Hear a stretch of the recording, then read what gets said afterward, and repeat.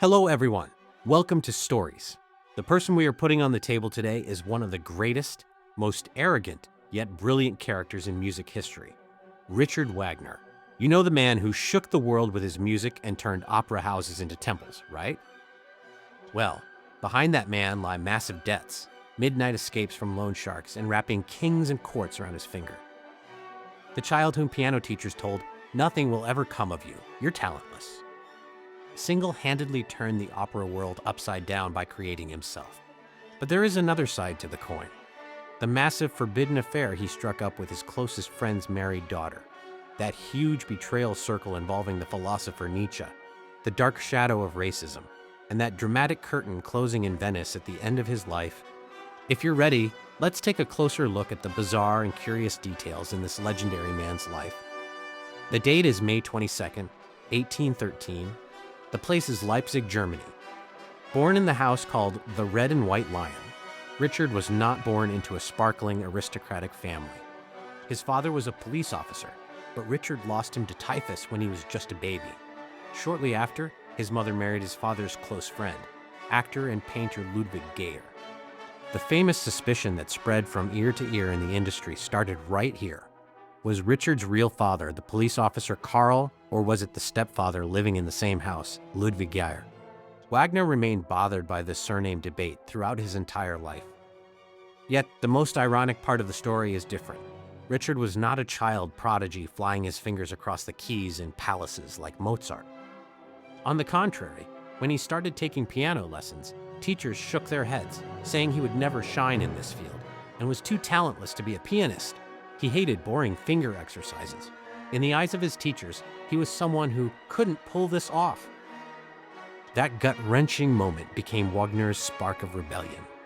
Instead of submitting to classical training, he locked himself in his room. He educated himself by studying Beethoven's scores for hours and leafing through harmony books all by himself. That rebellious genius, shattering traditional rules, decided to write music history by his own rules. In his youth, Wagner's life could be summarized by two things: a colossal ego and unpaid debts. Due to his obsession with a luxury lifestyle, silk dressing gowns and perfumes, he would escape at midnight, leaving loan sharks and tradesmen facing enforcement actions in the cities he entered.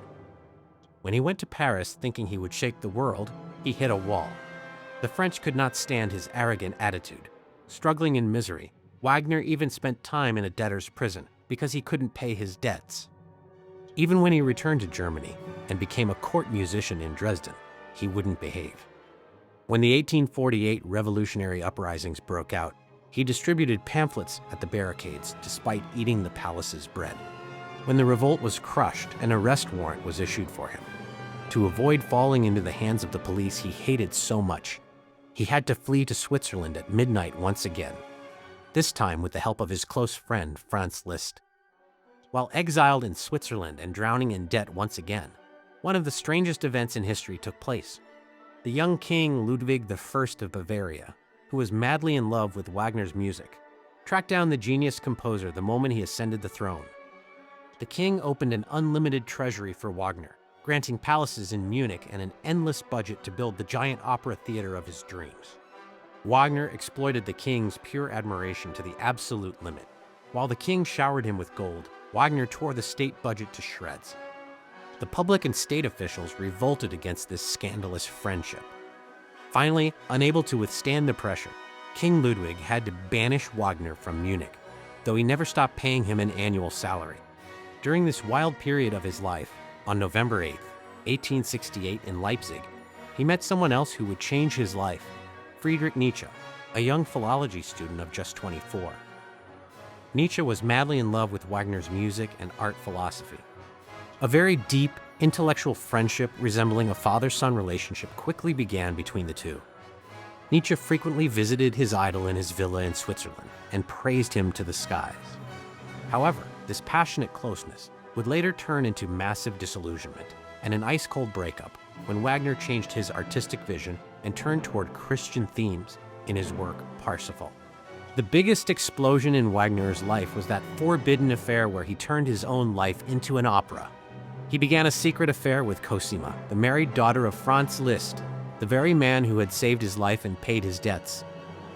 The situation became even more scandalous, because Cosima was married at the time to the famous conductor and pianist Hans von Bülow, and Hans von Bülow was a loyal fan who risked everything to stage Wagner's music.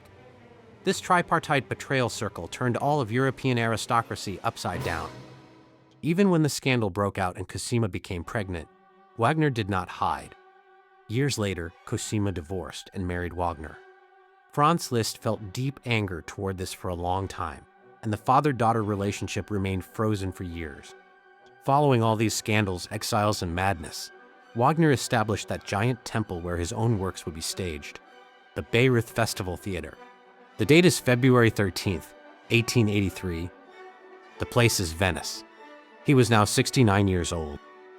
The exuberant life tempo, ego battles, and intense ambition to work had thoroughly exhausted his heart. On the day of his death, ignoring severe chest tightness and all warnings from his doctors, he sat at his desk again and continued working. In the afternoon, his condition suddenly worsened, and he closed his eyes to life in his magnificent palace in Venice as a result of a severe heart attack. Bloodthirsty loan sharks, massive debts, stolen belongings, and the iron will that made kings dance to his tune fell silent the moment his heart stopped. His remains were buried in the garden of the villa in Bayreuth, inside the sacred shrine he built with his own hands. That's how it is, folks. The genius who turned opera upside down and had thousands chasing after him finally found peace and silence after life's storms. We have reached the end of Richard Wagner's admirable yet tragic story. If you enjoyed the video, don't forget to hit the like button and subscribe to the channel.